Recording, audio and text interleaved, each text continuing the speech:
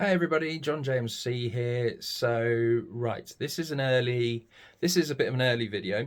So this is basically shot on the Tuesday, because basically the next live stream, which should be on Sunday, happens to be Mrs. JMC's birthday.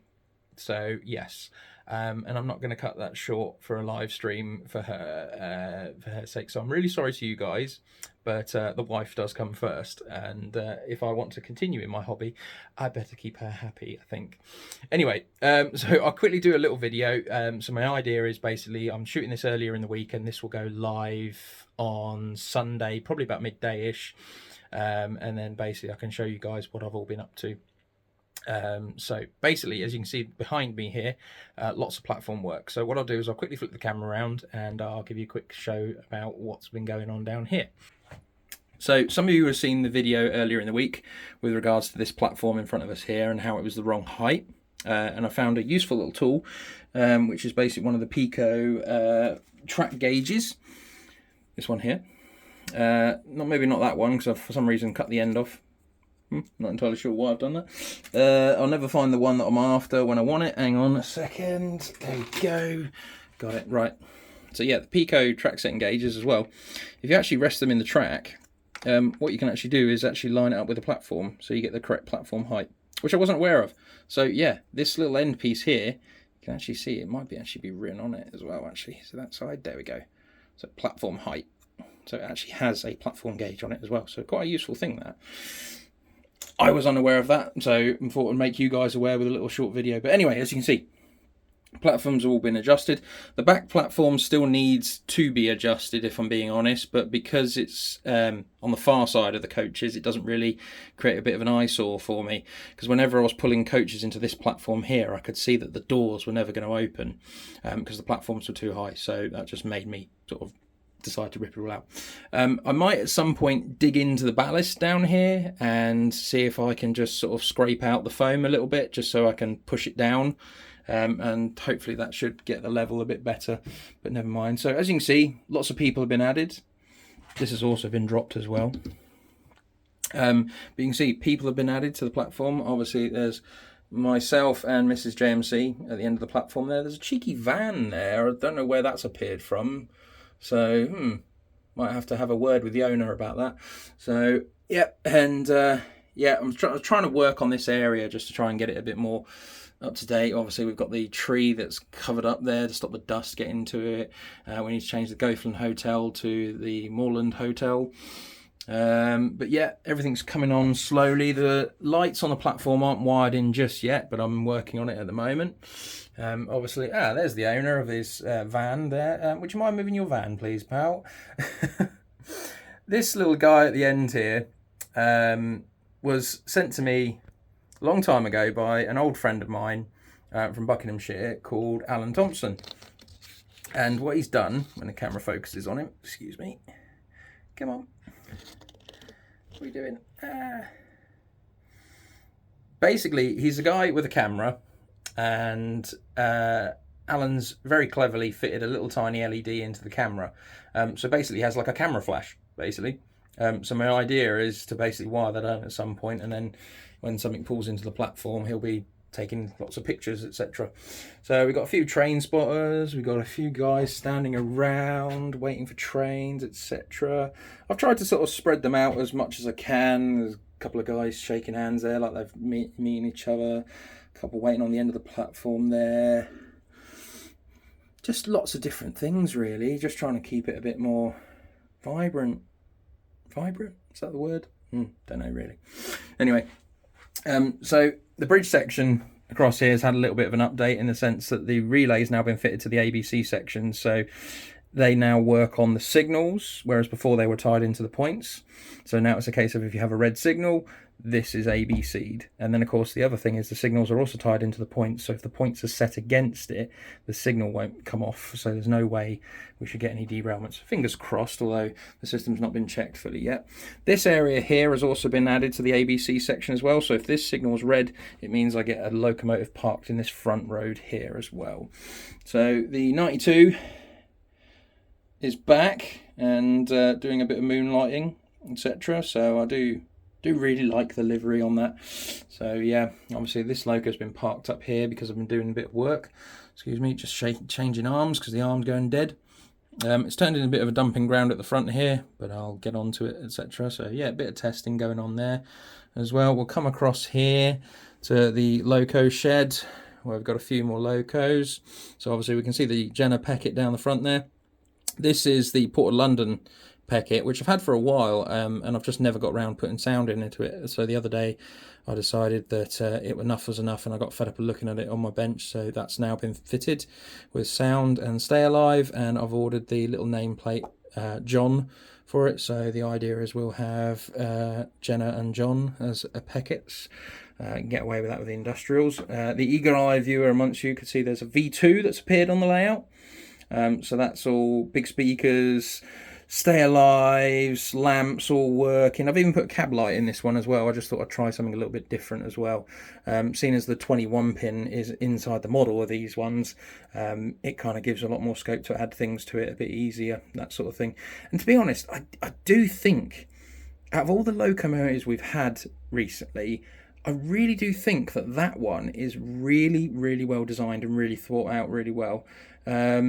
It's a very good locomotive, very, very good. And we've got the Locoman Sounds V2 on that one as well. The Rifle Brigade has made its way back onto the shed. It's basically been living down the end of the loop layout for a little long time with that rake of coaches over there. So yeah, I thought it was time to get it back up here, etc. The shed has received hard standing and the remaining ballast has all been done.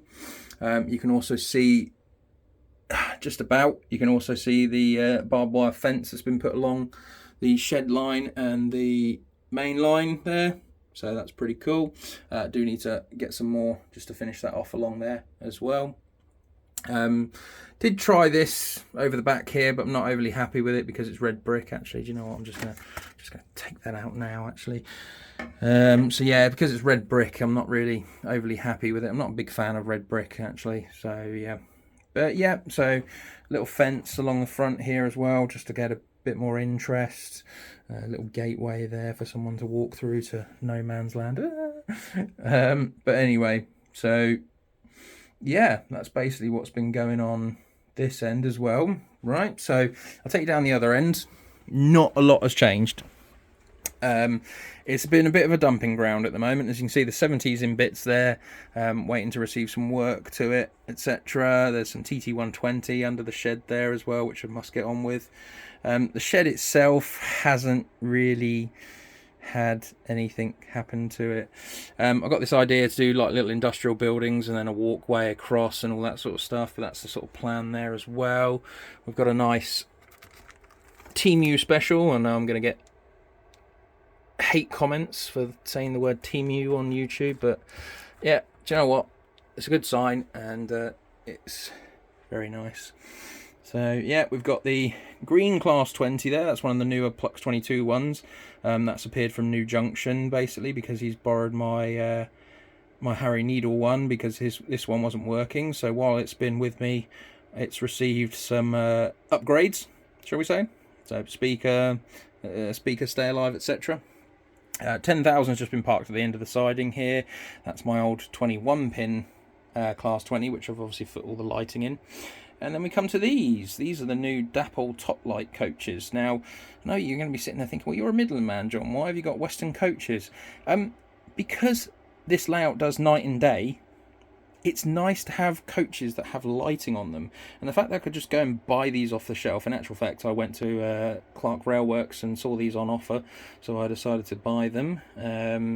So yeah, quite pleased with them. There's no Stay Alive in them. They're not DCC. They are DCC ready, so you can add a 6-pin decoder to them.